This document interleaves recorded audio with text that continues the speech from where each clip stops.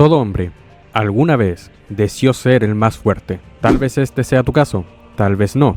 Pero si quitamos todo y dejamos solo la palabra deseo, hay algunos que una vez realizados no dejan la sensación de satisfacción que se esperaba. Y para Gojo Satoru, esto nunca fue un deseo, fue algo que vino con él desde su nacimiento. Tal ambición nunca podría habérsele pasado por la cabeza, pero no necesitó tener ambición para experimentar la desilusión. En el comienzo de su vida, Gojo Satoru no nació como alguien bendecido, sino como alguien maldito, con una maldición que le quitaría su humanidad. ¿Has escuchado alguna vez la frase de ¿vives en una burbuja? Puedes interpretarlo como quieras, pero todo te lleva a una misma conclusión: vivir despegado de la realidad, sin conciencia de las consecuencias, sin entender cómo es realmente el mundo en el cual estás viviendo. La burbuja de Gojo Satoru consistía en la creencia de que era el más fuerte. Su existencia brindaba equilibrio, una fuerza que crecería con el tiempo. Con él, todo debería estar bien, pues sus habilidades parecían no tener límites. Un hechicero de potencial ilimitado,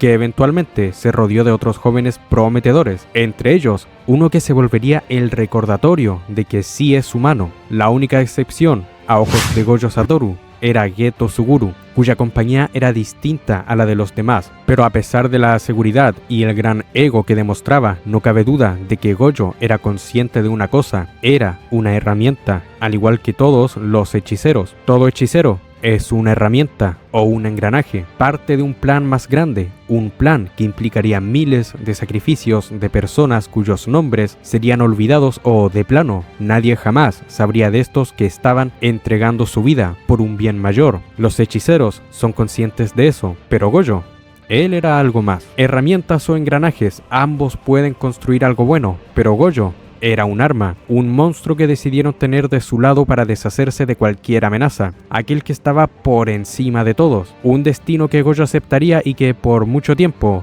vivió cómodamente. Al fin y al cabo, era el más fuerte, solo tenía que cumplir su deber, nada le faltaba, pues contaba con personas que podría llamar amigos, y siendo él alguien sin límites, no había reto o situación complicada, y si algo representaba una amenaza, no tardaría en dominarlo. Todo era cuestión de tiempo. Bajo tales circunstancias, Gojo bien podría haberse llamado a sí mismo como un dios, pero jamás lo hizo, porque sabía el modo en que lo veían, y sin embargo, eso no lo perturbó, no del todo.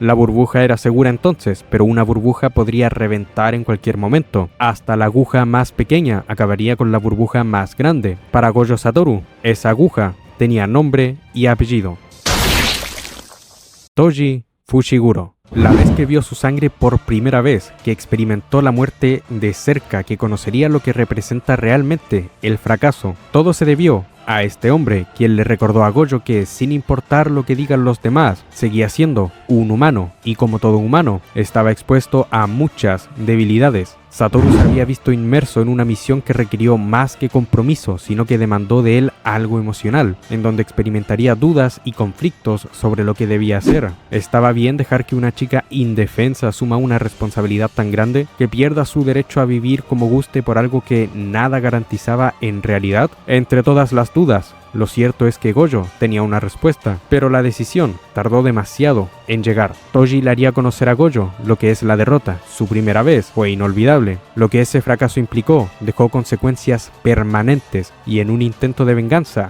Gojo se convence a sí mismo de que en los cielos y en la tierra solo él es digno de veneración. Palabras que en un principio parecen venir desde el ego, pero en realidad vienen de un profundo lamento, cuando descubrió que sí tenía límites, que hasta él podía perder, pero sobre todo, debido al peso de ese fracaso, Gojo intentó engañarse a sí mismo, recordándose lo que todos le habían dicho: él es el más fuerte. Todo en un intento desesperado de restaurar esa burbuja en la que podía vivir monótonamente en paz, sin pensar en lo que en realidad era verdad. Pero al final, todo eso fue en vano, no lo podía hacer todo.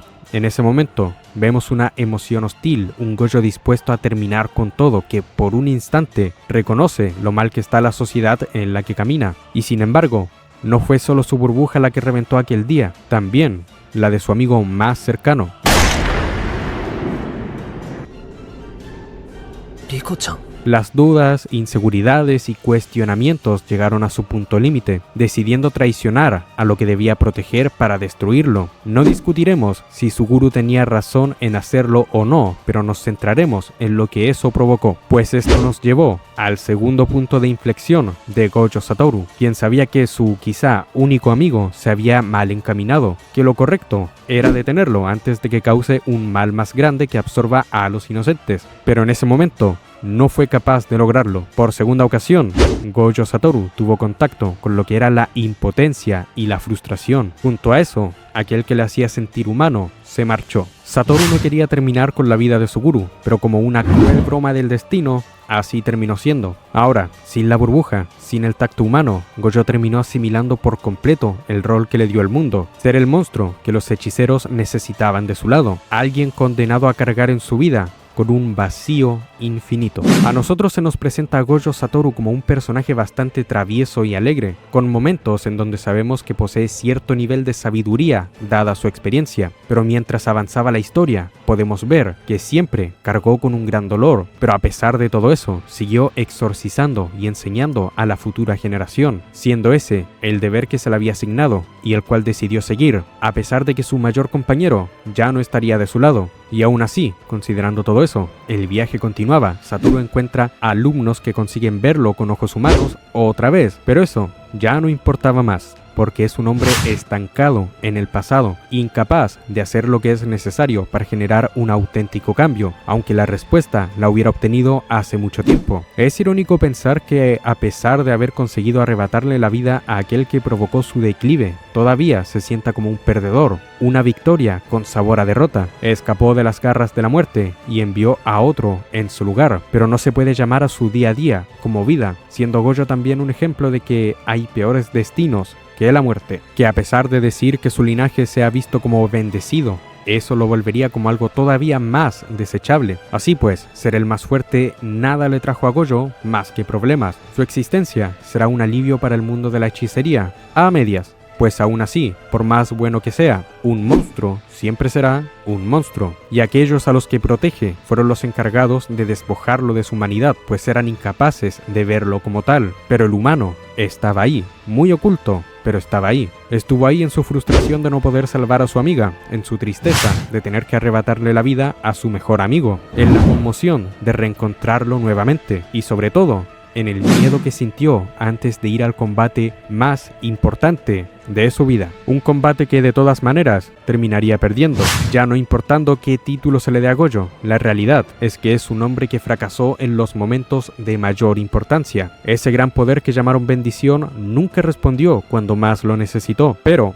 en un último acto de bondad, decide hacer lo que hace años no tuvo el atrevimiento de haber hecho, aquello que sabía que debía hacer y no pudo: acabar con los corruptos ancianos del mundo de la hechicería para abrir paso a alguien que verdaderamente podía crear un buen futuro, aquellos que daban las órdenes que tanto detestaba y causaban los males que tanto lo perjudicaron. Eso sería lo último que podría hacer antes de caer en manos de su cuna. Puede decirse lo que se quiera del resultado de esa pelea. El hecho es que Gojo perdió. De lo último que vimos de él era que a través del combate intentaría enseñarle lo que es el amor a su cuna. Nos quedaremos con la duda de qué hubiera pasado si llegaba a conectar a tal nivel, pero al menos, ahora que ha caído, finalmente puede descansar, dejar de ser el monstruo que el mundo de la hechicería necesitaba, tras poder reencontrarse con sus amigos caídos en el más allá. Finalmente, todo eso de ser un arma llegaría a su fin. ¿O no lo haría? La triste realidad es que, incluso muerto, Gojo Satoru sigue siendo el mejor arma que la humanidad podría tener, y aunque hubo aquellos que aún estaban dispuestos a verlo como persona, tal cual como una vieja compañera, o aquellos estudiantes que desarrollaron un vínculo honesto, como Yuta e Itadori, el propio Gojo confesó haberse quedado estancado desde aquel día en que su camino se separó de Geto Suguru. Si se ve desde afuera, sin saber lo que realmente involucra su responsabilidad, cualquiera vería el don de Gojo como una bendición. Cualquiera desearía estar en posición de decir ser el más fuerte, aquel digno de adoración y veneración. Pero lo cierto es que para aquel que sí vivió esa vida, tal bendición no es más que otra maldición. ¿Eres el más fuerte solo porque eres Satoru Gojo? ¿O eres Satoru Gojo porque eres el más fuerte?